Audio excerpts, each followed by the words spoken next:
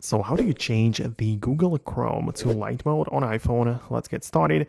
If this is your first time here on this channel, consider subscribing because there are plenty of tutorials coming up and I don't want you to miss them.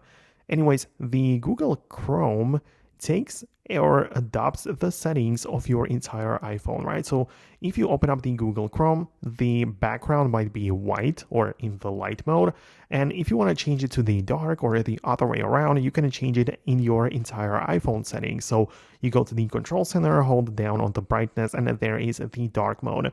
And you can see that the change gets reflected instantly inside of the Google Chrome app, as well as in other places as well, right? So that's how it works.